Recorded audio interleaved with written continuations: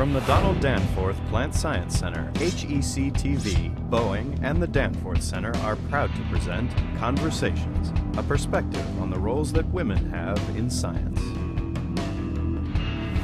My name is Robin Frankel, and I am chairman of the Friends organization, and I'm happy to welcome all of the friends here this evening. And if you're not a friend of the Danforth Plant Science Center and want to become one, we would certainly welcome you and encourage you to join the organization.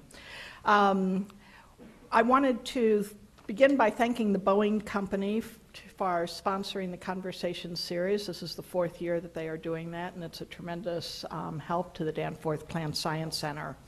I also want to let you know that tonight's program is being taped for the Higher Education channel, HEC, and it's going to be aired on Monday, March 1st at 6 p.m. on Channel 26 for charter cable customers who live in the St. Louis City and County, and on Channel 99 for AT&T Universe customers. And the encore presentations will be broadcast every Monday night at 6 p.m. through March.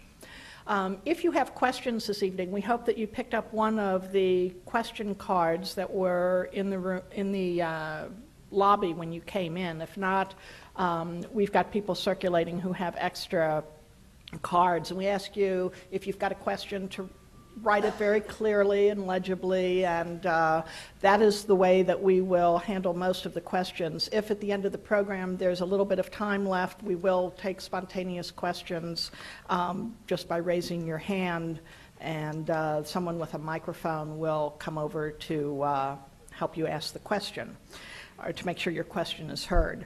I also wanted to say that in addition to our own Dr. Toni Kuchin, who is here as one of our panelists, the center, and she is a distinguished investigator. Many of the Danforth Center's scientific and other programs are capably supported and led by a variety of talented women, and you may have seen them walking around with this little plant on their name tag, and that is a eucalyptus. A lot of people have been asking what that is. So that's how we've distinguished the women who are working at the Danforth Plant Science Center and very involved as volunteers. Before I turn this over to Laurie Walters from Channel 4 at KMOB, who is going to be our moderator this evening, I wanted to tell you that there is another program I hope you've marked on your calendars, and that is Thursday, March 11th, when Ira Flato from Science Friday will be our guest for a special evening here. So mark that on your calendars, and thank you very much. Laurie, let me turn this over to you. Welcome. Is the sound okay? Can you hear me all right? Excellent. Thank you. First, I'd like to introduce the panel, and after these rather formal introductions, they have told me I can use their first names. So we are going to have a conversation tonight. So just relax and let's get to it. First, Dr. Toni Kuchin, Oliver M. Langenberg Distinguished Investigator, Donald Danforth Plant Science Center. Prior to joining the Danforth Center in 2006, she spent 20 years researching biochemistry at the University of Munich. You started when you were 7? A protege. Good job. She is currently investigating how plants, like poppies, create medicinal compounds at the enzyme and gene levels. This research could lead to new sources of medications for use against chronic pain and illnesses such as cancer. Welcome. Dr. Natalie DiNicola, Vice President, Sustainable Agriculture Development Partnerships, Monsanto. In 12 years with Monsanto, she has promoted global environmental stewardship while supporting agriculture growth. She currently oversees programs to improve food security and the livelihoods of smallholder farms in developing countries. Previously, she served as a Congressional Science Fellow for the Federation of Animal Sciences Societies in Washington, D.C., working for Congressman Sherwood Boehlert on agriculture and environmental issues. Thank you.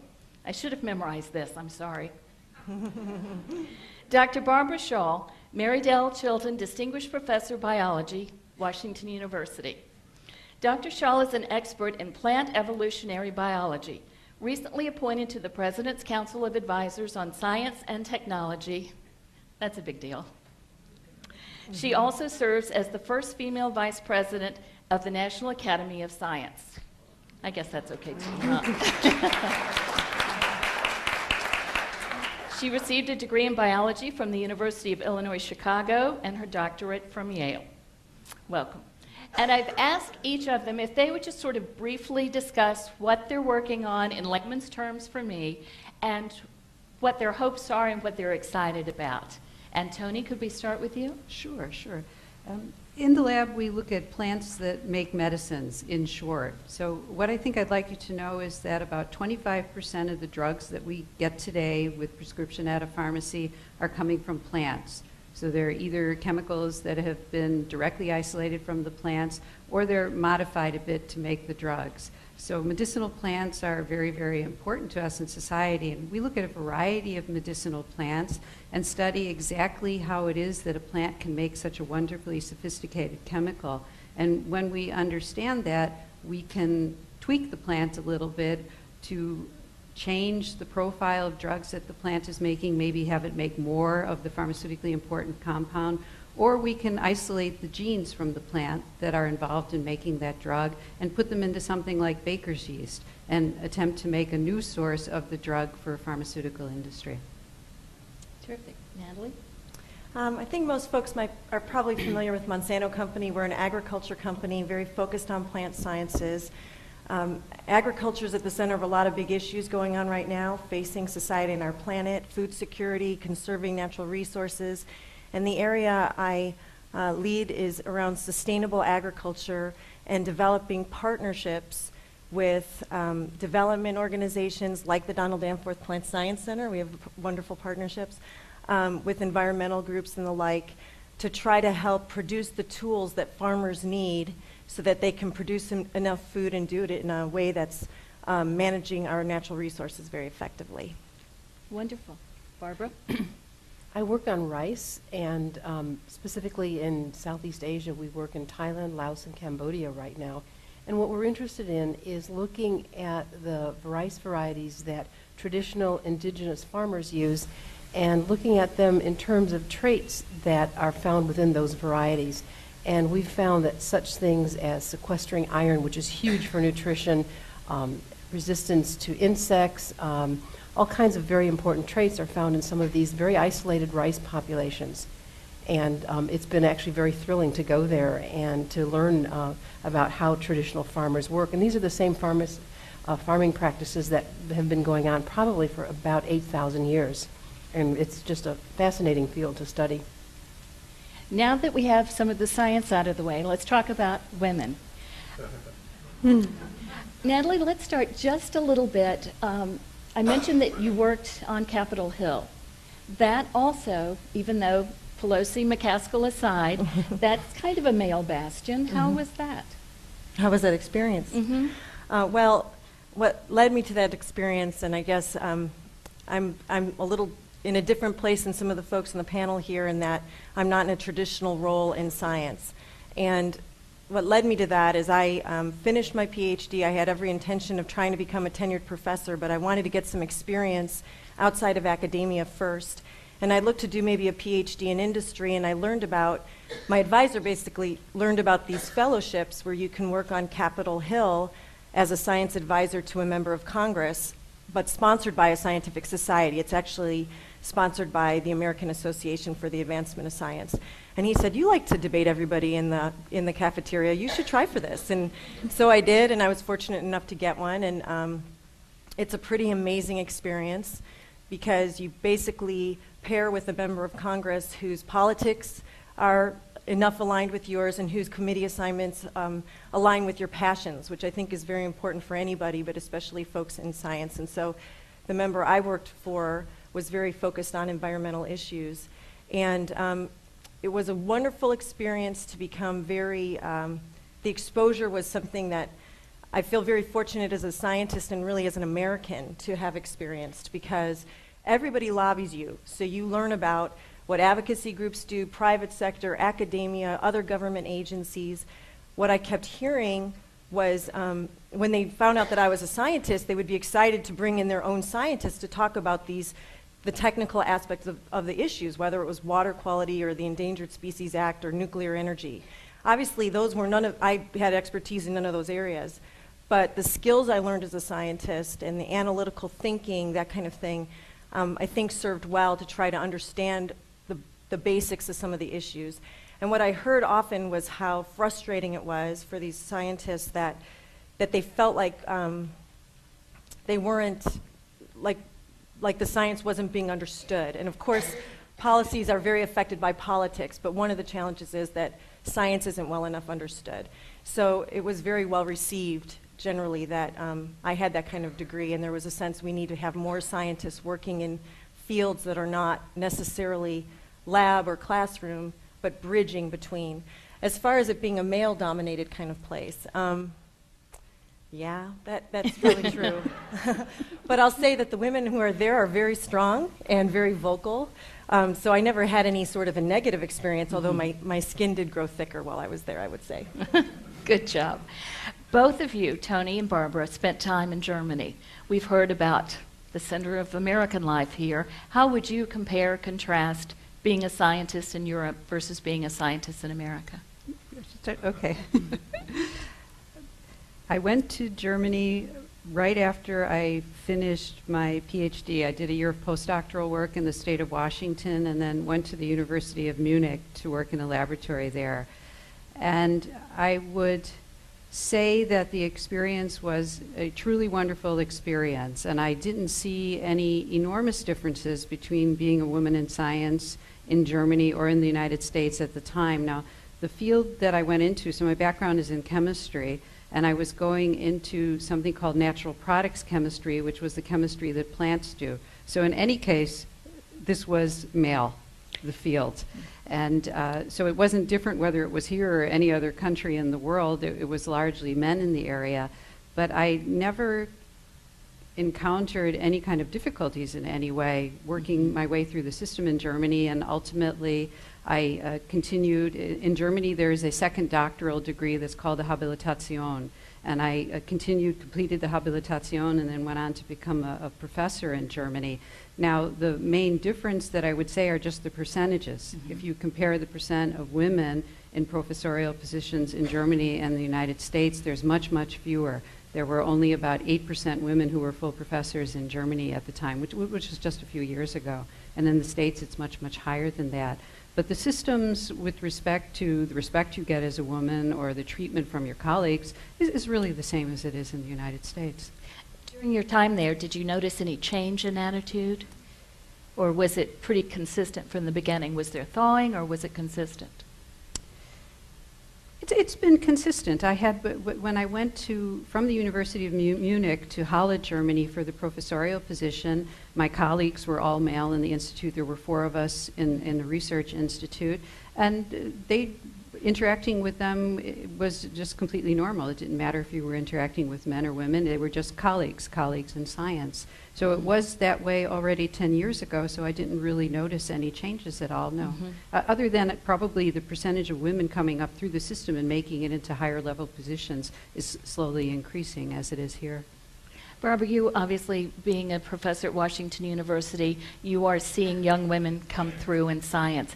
Is their experience any different from what yours was? Absolutely, and that's a wonderful thing to be able to say. When I first started out as an assistant professor in both my previous jobs before Washington University, I was the first woman hired. And in one case, it was the first woman hired in a college of 110 people.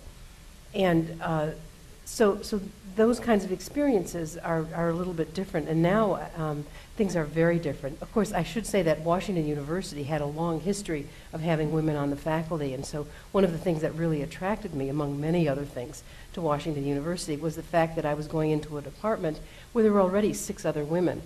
And not only were there 6 other women, but they were women with families and children. And so the social environment was one that was extremely comfortable. I think with our undergraduates now, both at Washington University and I think nationwide, there just doesn't seem to be the kind of hesitation that women used to have to go into sciences. In fact, I've been around long enough that women didn't want to go to medical school because they felt that they would stand out, they might be harassed, et cetera. And of course, that's really changed as well. So I think there's been a lot of progress. We have fathers staying home with children now, so some of these questions, as we were talking about before, are already outdated. But we do hear a lot in business and in science about glass ceilings and the negativity some mothers might experience if they have to go home with a sick child or if they're not always available. Natalie, you're sort of straddling the business and science here. What's your take on that? Well, I think work-life balance is always a challenge. I think it's very doable. When I was actually in college, there were myself and one other colleague, we were given the opportunity to go to a Women in Science conference and was really excited about it. And one of the panelists, well, a couple of the panelists were very strident that if you're really going to be serious as a woman in science, you have to choose either work or a family. You can't do both. And the panelists were debating it and that sort of thing. It was really interesting to watch. I doubt that's kind of, you probably don't see that kind of panel debating if the men are on the panel. That doesn't happen. But fortunately, it was discouraging to hear, but I'm glad that I didn't really listen to it or really believe it. And I do think that things have come a long way since then. And while, of course, it's a challenge, work-life balance, it's very doable. I think it really largely depends on you have to have an understanding with your employer. You have to have an understanding with your own situation and your own partner. It's something you need to come to terms with. In my case with my employer, they're very progressive in this area and give a lot of different opportunities to make it possible. And I think as a result, they have very dedicated employees who will work maybe different kind of hours, but probably work more hours than the average number of hours because they're so dedicated and appreciate the flexibility. Flex time turns into overtime Mm-hmm, very yeah. easily. Before we get too much into male bashing, male mentors. Male mentors have played a role on this panel, haven't they? I'm thinking chemistry versus nursing. Did I read that? So male mentors, yes, the decision to go into chemistry. I had when I was in high school and I started taking science courses, I loved science. Now, the first course was biology. I didn't like biology so much, but then the next science course was chemistry, and I absolutely loved chemistry and took advanced chemistry. And the advanced chemistry teacher was talking to me the whole year and asking me, what do I want to study when I go to college? And I was like, I think I'll be a nurse. And he was saying, chemistry. And he kept asking until I said, yes, chemistry, I'll go into chemistry. So he was absolutely influential in the decision about being gutsy enough to go into a field like chemistry that many years ago. Do you think he has any idea of what he meant to you in that choice? I don't know. Yeah, I should be looking him up and taking up contact, yes. Mm-hmm. How much pressure do you feel, and anyone can answer this, to be a mentor yourself? Or do you think that sort of nurturing is inherent in being a woman? I can answer. Go ahead, yeah. So I think, I don't know if pressure is the right word, but clearly if one has a mentor, and it could be male or female, it makes a huge difference. There's some very interesting statistics that just came out, and it was about women who are faculty members and are applying for a government grant. And the data are this, that if you don't have a mentor and you're a woman applying for a grant, you get about, the percent success is about 68%. If you have a mentor, it's 93%. So the data are there. It's really very powerful. And I think given that all of us are really interested in the next generation, I think it's really important that we mentor. How would you compare, I believe two of you are also married to scientists, is that correct? How have their career paths differed from yours, if they have at all? I'm going to take that one up. Okay, so my husband is in the audience here, and many of the friends actually know him. So Meinhardt's career path was also going through the university system. So he was a professor for many, many years in Germany up until his retirement. So in that respect, it hasn't been so much different.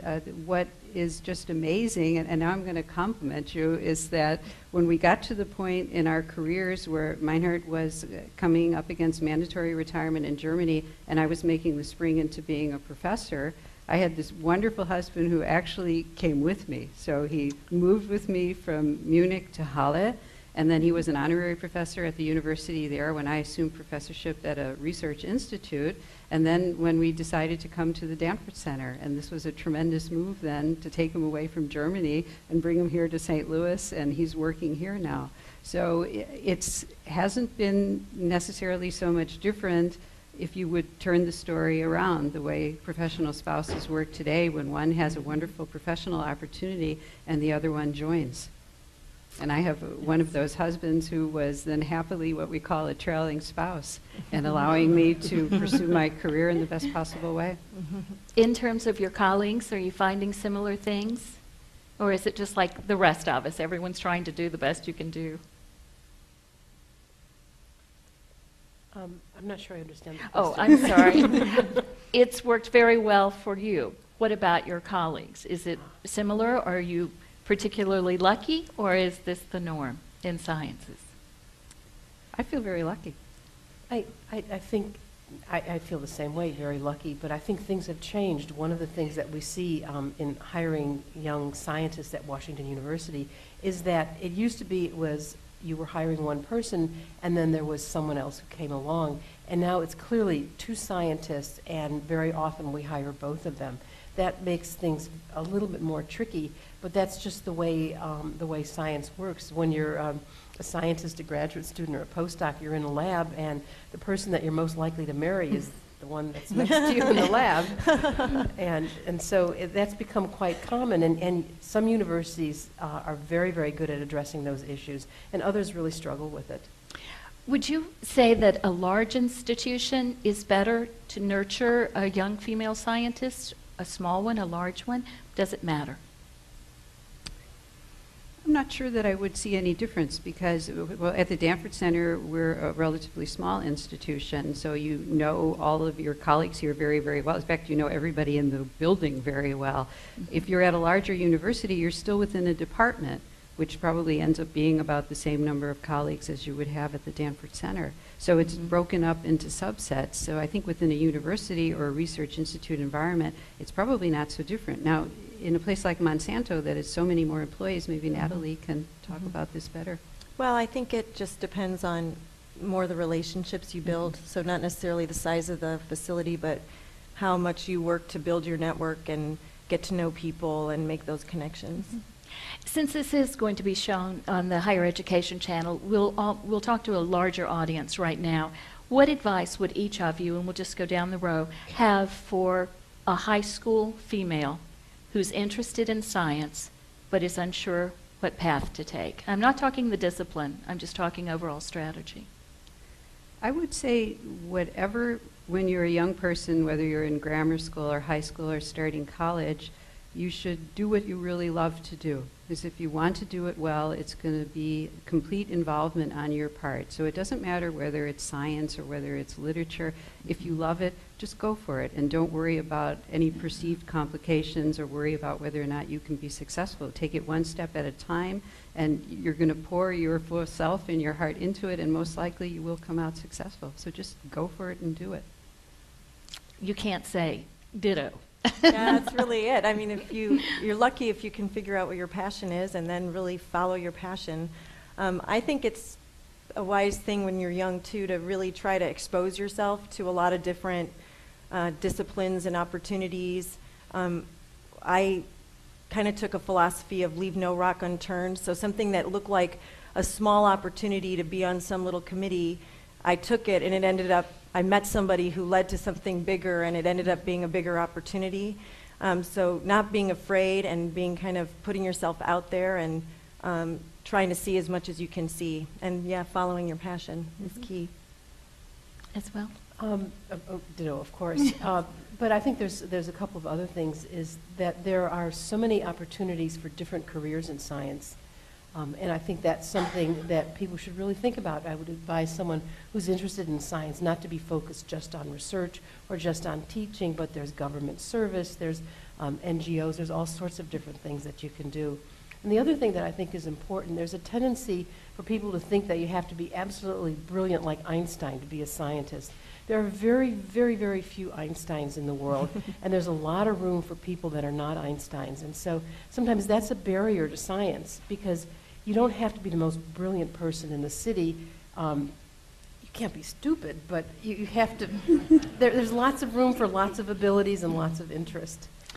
Do you have any thoughts as to how our secondary schools are doing in terms of educating women as potential scientists? Obviously, it's going to vary in the St. Louis area, district to district, but in general? I don't have children in the school system here. Well, Do you want to? No, go ahead. well, I have a 16-year-old in the Ladue School District, and I have a 12-year-old also who I very much encourage the science experiments at home. So we do volcanoes and all that kind of stuff. I think, I mean, I can't compare it to how it's done, but I can say that I feel like they're getting a pretty good exposure to science. There's a science club that my 12-year-old's involved in. They bring their I know they're having to deal with all the different kinds of disciplines because I hear about it and they complain about it and ask for help on all those sorts of things. So I'm pretty happy with at least that school system science program. I'm also really happy that we have the Science Center and some of the hands-on things that they have there that you can bring your kids so that they can get that kind of experience. And you see? Well, I think in general, if you look at the United States and science education in the U.S., it is problematic.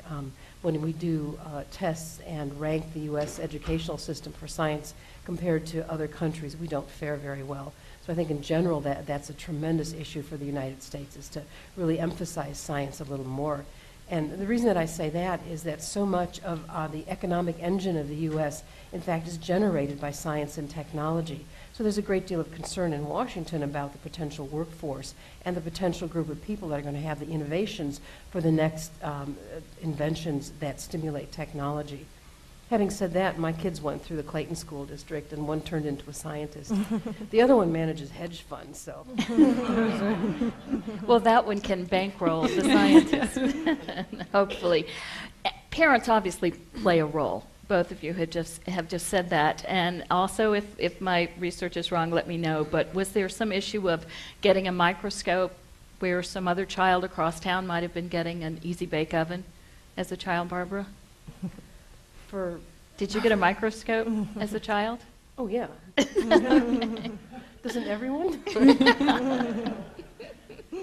Did your parents encouraging your interest help you along, or was your interest so strong you were going there anyway? Well, some kids like dinosaurs and I like plants. My parents didn't go to college. They were immigrants from Germany. And so I think the interest that I had in science was very puzzling to them. On the other hand, they bought me a microscope, so what's not to like? Tony, what advice would you give someone trying to get a job at an institution like this, a woman applying? Is it just her scientific credentials, or is there something else that she needs to bring with her to make her more competitive than the next person? It'll be based in the first line on scientific credentials. Absolutely. You know, we would be getting CVs and looking at them and just comparing what's been done. Now, when you're coming and interviewing, you should be yourself. I wouldn't give any other advice than that. And frequently, the women who are coming through science, they're a very, very determined bunch, and they're usually quite mature and quite persistent. So they're quite clear thinking about the fact that they want to go on to a research position, be it professorial or at an institution like this, and they know what they want. They're usually very, very impressive, and it doesn't require much more than that. They'll compete well. Is there anything lacking? Is there any advice you would give to applicants, either a field of study that maybe is cutting edge, that not every university is in tow with right now? Today is a wonderful time in general to be in plant science. Now, I know that may sound funny being at a plant science center, but when we are talking about renewables, and we have to look to plants, whether we're talking about fuels or chemicals or pharmaceuticals or improved sources of food for a growing population. It's a great time to be in plant science. So I say this also, we do talk periodically to high school children or to grammar school children and ask them to think about plant science because it's relevant today, and we can use having the best of the best coming into plant science to address these very, very important societal problems. And Natalie, you're obviously a company doing cutting-edge research, but it's also a business. What mix of that? You brought everything to the table, but for college students coming out, MBA is important as the PhD in some areas of plant research going forward? Well, I think, again, you know, they have to follow their passion. So if you have a passion for science, then that's something you should pursue. And I think, to Barbara's point, it's just recognizing that there's other kinds of roles in science other than the classroom or a laboratory kind of setting if that's not what they envision themselves in. And yeah, so I think at the end of the day, you still have to do what fits with your passions, but realize that there's probably a lot of different opportunities, and it's good to try to expose yourself to what those are so you have that full range. If you love it, it's not work. Yeah. Right. And I have to also second what Tony said too, because I think agriculture right now, plant sciences, is just such an incredibly exciting area, and whether you're it's at the center of so many issues. So that is, I feel really privileged to be working in that area. And Barbara, you're working in Thailand with rice. Monsanto is donating free seed to Africa. What do you find as women interacting in those areas in the third world? I can only speak for Thailand where I work, but our group in Thailand is amazing because it is all women, and all of us have brought our husbands into the collaboration. And one of the women, for example, that we work with works for the Ministry of Agriculture, and her job is to actually work with farmers. And so she goes into a village and teaches them such things as exponential population growth so that they will rip out weeds and not let them grow and reproduce. And just in general, the status of women in Thailand is I think, equal to men. I'm sure there are cultural nuances that I don't see, but certainly in terms of positions of authority, it's really quite impressive. Natalie, do you interact at all with the other cultures? Yeah, I've spent a fair bit of time in Africa especially, and work a lot directly with the farmers there who happen to be women, who do most of the work, preparing the fields, planting the fields, weeding the field, harvesting the field, getting the firewood, getting the water, preparing the food, and then the last one is to eat when there isn't enough in the household. So they're very inspirational. They're so hardworking. They're so eager to learn things. It's very inspiring to work with them. But I'd say there's a long way to go in some of those countries in terms of the role of women and their level of empowerment.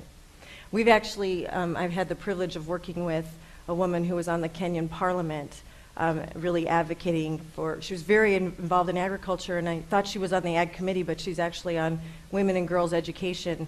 She's a food scientist, but she realized how important agriculture was to just educating women and stopping domestic violence and things like that even. Well, we have some questions from the audience. I think I know the answer to this one, but I'm going to ask it.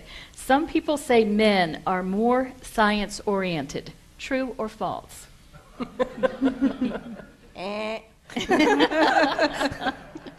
Okay. In working with poppies, might it value the plant more for medicines than for creating heroin and other drugs? Relevance to the economy of Afghanistan.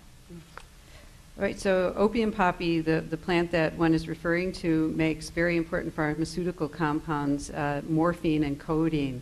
So hopefully not too many of you have ever had to have morphine, but many of you probably have had codeine and Tylenol for broken bones or dental work. Now, the opium poppy plant is the same opium poppy that is grown illegally around the world to produce opium for smoking or to produce heroin. So it's very, very important in societal issues also.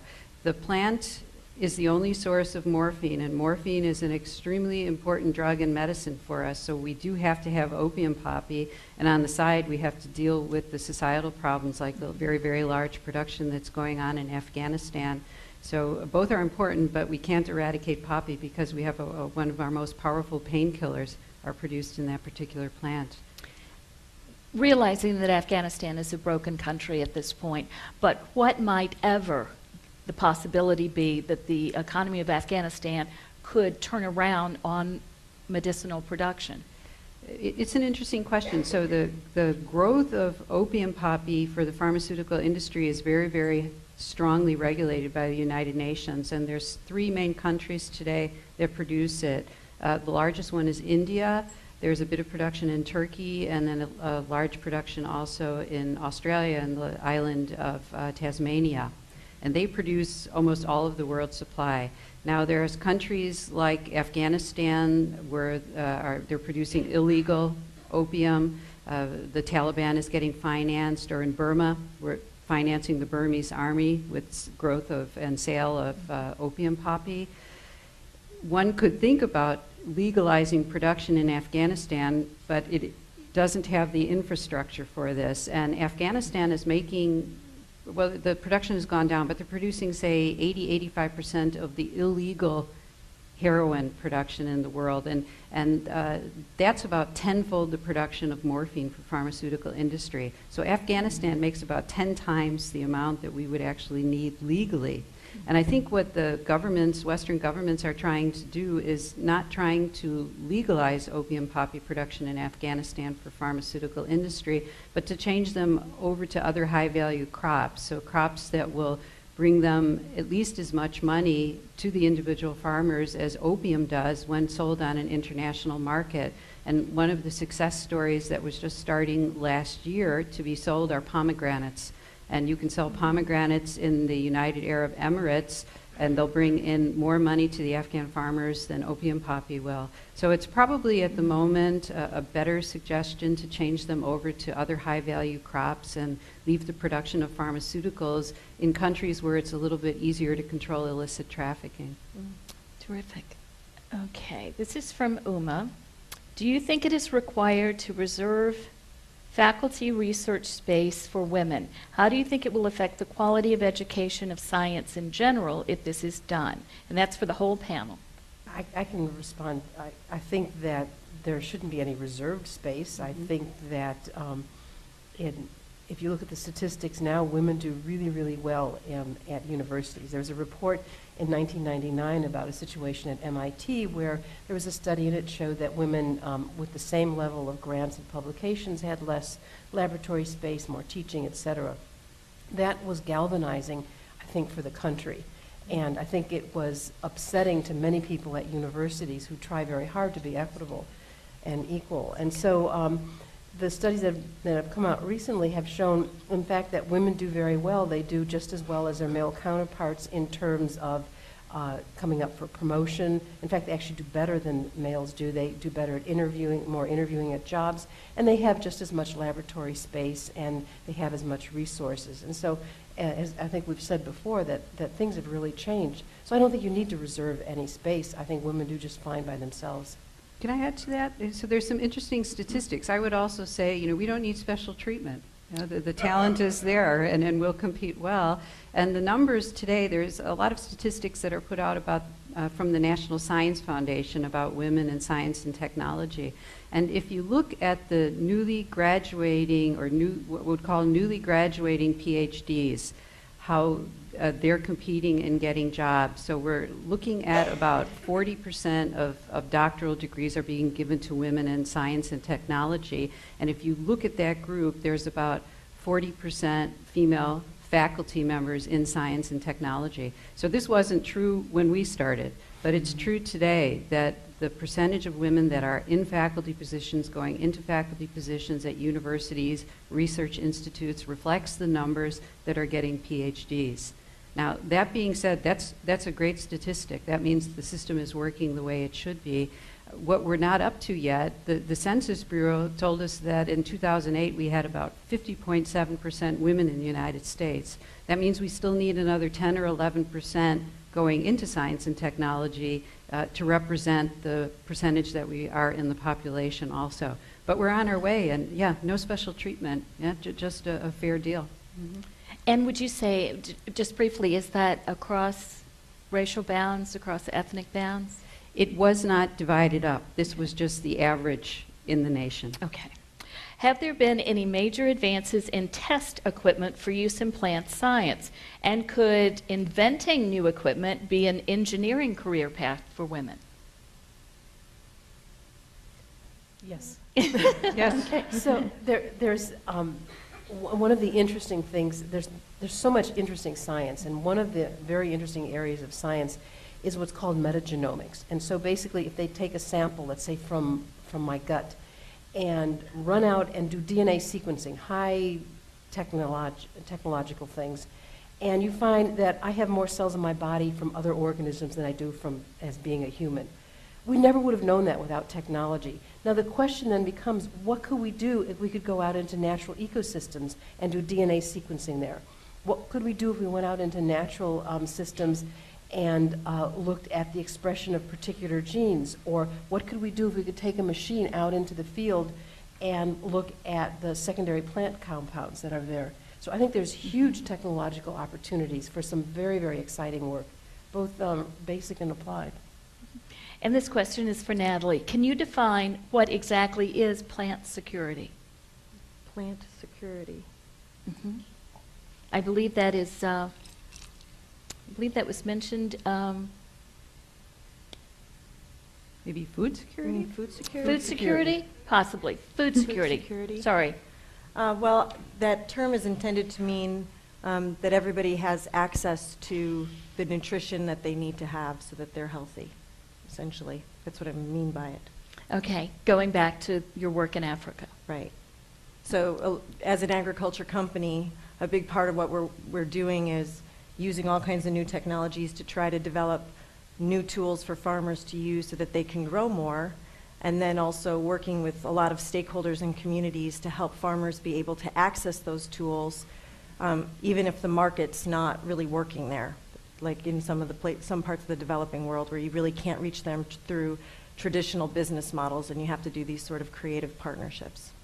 Okay, and I think we have some questions from the audience at the microphone. Yes, sorry. When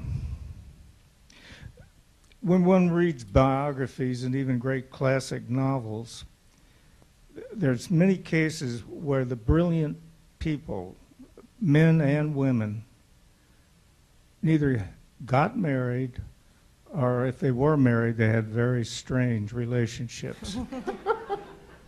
And you know, I know what you're going through as women, but if you're smart, you're smart, and you advance. But could you comment on that, please? I'll let whomever would like to take that Should one. we repeat the question? Are you asking if we have strange relationships? Is that He's asking if my husband is weird? Yeah, I don't know, yeah. I think we lead pretty normal lifestyles, and this has been verified by members of the wonderful group of friends we hear of at the Danforth Center who come in and talk with us and say, gee, you scientists, you're just normal people. No, I'm sure, but when you read great biographies of these great women and men, they had nothing to do with marriage, or they had to either divorce, they either had to choose one route or the other. I think it's better today from the point of view of a woman in science, because first, women, it's accepted that women have careers. Maybe in the days that my mom was growing up, this wasn't the case. You were expected to leave school at high school. Maybe you had a college education, you were expected to get married, and that's the only way you were really able to function in society. But that's changed quite some time ago, where women don't have to be married anymore, and you're perfectly acceptable in society, and you can do whatever you want as an independent person. Now, that being said, we all have partners, and I think we're all quite happy in our relationships, and it's up to employers to realize that when people are looking for jobs, be it the husband or the wife, you're getting a team, and you have to help find some kind of work for the spouse who's coming with. And the places that get that are more successful in attracting the better people. And the places that don't get that are turning away very, very good amount of talent. So I think it's acceptable in society now to have two professional people, even high-powered professions in one couple, and then to be able to find jobs that suit them within a reasonable geographical distance. So we live pretty normal lives. The only complication in all this is Children. Was it a complication? Well, when I First of all, when is it not a complication? It's a wonderful complication. that conference that I mentioned that I went to, that they were sort of saying you have to choose one or the other, one of the panelists actually referred to her young children as extra baggage she has to deal with when she's planning her trips. And that was very sobering. Well, I have, as I mentioned, 2 children plus a 4.5-year-old, and I travel a lot. And I won't say it's, you know, it's a juggle to some extent. Maybe you're asking, do you have to make some sacrifices? And there's some sacrifices you have to make, but my feeling is you as a person have to find what's the right balance for you, what you're willing to do or not. And I think find an employer that fits with what you're willing and not willing to do. I feel like more and more employers are recognizing that this is the reality, and that that women with families and everything else bring a lot to the workplace, and they find ways to try to accommodate that. I'm sure it's not everywhere, but I happen to work at a place where they do a lot of things, on-site daycare and things like that, to make it easier. So, I mean, it's a challenge. I don't think it's unique to the sciences either. No. But you just have to find what's right for you, because it's not going to be the same for everybody. And that was one of those topics that is luckily more outdated now than it might have been, Barbara, when you were first coming and having to juggle. Or although did I read too that you dragged your kids to the flood of '93? Oh yeah. There are having children is absolutely, for me and for my husband, it's been absolutely wonderful, and I think it's enriched not only our lives. I think it's made me a better scientist for a number of interesting reasons. But one of the other things, it's tremendously fun to have children, because you get to do all of the stuff again that you did when you were a child. And we took our children to many different places. We took them when we went on international trips, and so my son's been to Thailand, and he actually became interested in international things because of that. So I think any career, life is complicated, and a personal life sometimes interferes with or competes with what you want to do as a profession. I don't think it's unique to science. I don't think it's unique to men. And of course, a well-balanced life is a very pleasant thing. Indeed. I have a piggyback question on that. I am aware of several mentoring boards, especially through the universities in science, and was wondering if any of you serve on a board. There was a question earlier about you being mentored by someone, but do you mentor women? Are you active in boards in the sciences that will help women? I can reply for what I do at Washington University. We have a mentoring program in the biology department, and each young faculty member is assigned a mentor. And so as a senior faculty member, I mentor, and my mentorees have been women. There's also, very interestingly, now some desire on the part of the university to have a panel of mentors, particularly for women as they go up in the administration, where I think women have had less experience, and you probably need more mentoring. I don't know what a mentoring board is. Obviously, I must not serve on one.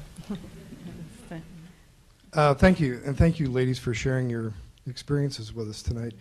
I have an interest in helping that 10 or 11% increase to the 50% of women in science and work in K-12 outreach. And we always try to do everything for everybody. Is it the professional development of teachers? Let's help guidance counselors guide better. Is it informal education, programs such as tech trunks run right here by the Danforth Center? And I know we like to do everything for everybody, but especially for those young ladies who don't have great support at home, or parents who support maybe anything academically, what one thing could you suggest that those of us in outreach focus on? I think for me in my own career, so my parents were also not scientists and they didn't have higher education. It was the interaction from the teacher, that personalized interest, where a teacher sees a particular talent in one student or the other and then really supports that and speaks directly with that child and encouraging. So this is an incredibly important aspect of growing up and being in school. And the influence that teachers are having on children can really be tremendous. And it was just very personalized, just talking to me then about different colleges or universities that were very strong in chemistry and how I could do this, and really very strongly every day, day after day in class, encouraging me to pursue my interests. We have an outreach, a very strong outreach program in sciences at Washington University, all the way from grade school through high school. And I think the experience there has been that there's a lot of activities that the children, the students do. They go to our field station. We have teaching teams of undergraduates that go into the schools. And the kids that really seem to be grabbed are grabbed by a set of activities, something that just intrigues them, something that they haven't thought about before. And it's not universal. It seems to be an activity that somehow sparks something in a particular child. That's, as far as I know, the most success that we've had. Can I add to, because I have a nice story also from grammar school. When I was in second grade, I was 7 years old, we did an experiment. So it's like I said, it's this hand-on kind of experience that really catches kids' attention, not necessarily explaining theory. And each kid in the class was given 2 marigold seeds, and we planted these. And then we were told to take them home and water them, and my 2 seeds both germinated, and I produced these marigold plants, and then I planted them out in the backyard. And this started, I know this sounds kind of corny, but this started the interest in plants. And I was so fascinated by this process when I was 7 years old that I started gardening more and growing different plants in the garden. It was something that my parents weren't interested in. So then my brother and I built the big garden, and this went on, and then ultimately ended up in being a plant scientist. So it can be some kind of very, very simple hands-on experience that can start at a very, very young age, and it sparks something in a child to pursue a particular interest. So I would say experiments, some kind of laboratory. It doesn't have to be sophisticated, but get the kids in there and get their hands on it, because you can really identify as a very young child with doing these practical kinds of things. Yes. We had some young people here in front of us. I'm sorry that they got away before I asked this question. You'll have industry, you'll have university, and you'll have the science sector. Are there opportunities here for high school students to work here, either as volunteers or as lab figures, for the summertime and during the school year? I can answer that for the Danforth Center. So there is a program that's called the STARS program that's organized through University of Missouri St. Louis that we participate in. And we get high school juniors or seniors in various laboratories at the Danforth Center in summertime for about 6 to 8 weeks. And it's a wonderful program. So they're not doing cleanup work. They actually have their own little research projects. They're heavily supervised, but just the same, they're really doing experiments. They're writing a report, and they're giving a lecture at the end. And if they'd like to stay and they're talented, they can stay for the rest of the summer to finish up their research projects. So the possibilities are out there. They would just have to apply into the STARS program, because it's a wonderful program with lectures, also a very formal kind of summer education program. And we have some programs, I think, primarily around doing field work in the summer at research stations, so that they're doing some hands-on things outside in terms of pollination and that kind of thing that we need to have done in the field. We have a very large number of programs. I think we have time for one more question. And I'll try and split it. Since we're talking about plant sciences, maybe I can split the question and slip in 2. The first one is around gender and problem solving. And I would appreciate comments from each of you around how different do you think it is, you're being a scientist and the way you pursue answering the question and what you bring to figuring out solutions than your male counterparts. That's question one. And I appreciate that much has changed since our mothers actually had the opportunity to go to school, and now we have percentages of women in science, et cetera. The representation in management, I think, still begs the question of where's the diversity by gender and by cultural background. And I would appreciate your comments about, great, we're in the lab, we're in management, but are we in leadership?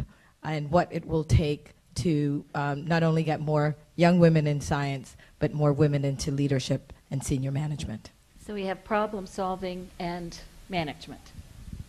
Well, I think the problem-solving question is also reflected in one of the early questions that you answered, and I think if you're going to answer a scientific question, I don't see any difference between the way a man or a woman would do it. It's based on logic.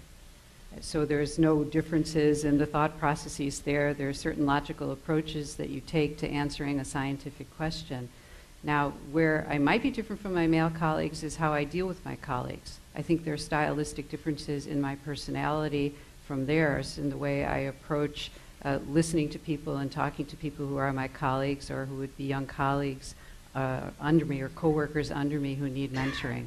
That I might give there that there are differences that are my personality compared to their personalities. I think I would basically agree with that. It's more around some of maybe the style of leadership, and I think there are some differences there, and of course we're generalizing here. But I think that women sometimes have a style of leadership that's a little bit more of a consensus building approach than sort of a command control kind of approach. And I don't know if that potentially can translate into some of the challenges we see in terms of leadership kind of decisions. I know some of the reading I've done in this area, men have even acknowledged within the sciences and leadership areas that they're looking, that sometimes women don't demonstrate the level of assertiveness or aggressiveness even that they might translate into meeting good leader. And that there's a recognition, more recognition going on that women have maybe a different style, that maybe they're not as assertive, but that doesn't necessarily mean that they can't lead as effectively. So I think that's a lot's been done in terms of acknowledging that. Maybe there's further to go, though. Yeah, I think leadership and women assuming roles in leadership is still an issue. There, again, like in every area, there's been a tremendous amount of progress. Some of our major Ivy League schools have been are headed currently by women, but nonetheless, if you look at universities across the country, there are issues of leadership. In terms of doing science, I absolutely agree. Science is science, and so I think that it's a logical, analytical approach to understanding the natural world. I also agree that I think I certainly interact with my graduate students differently than I would say the average male does. And maybe that's part having children and seeing my own children have the same foibles that some of my students have. Well, thank you. I'd like to thank the panel very much. Very interesting and very honest answers. Thank you, and thank you all for coming.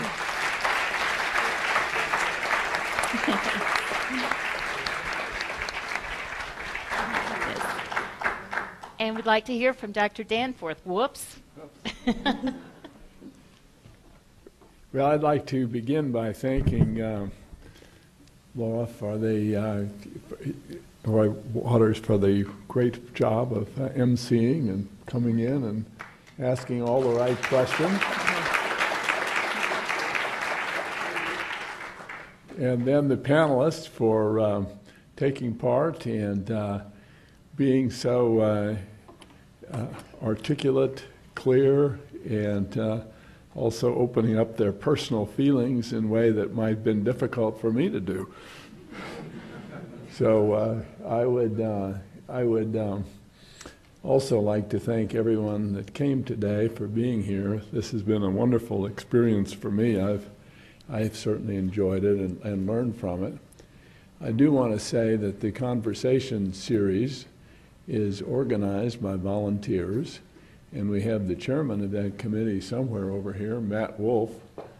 Will you identify yourself? There you are.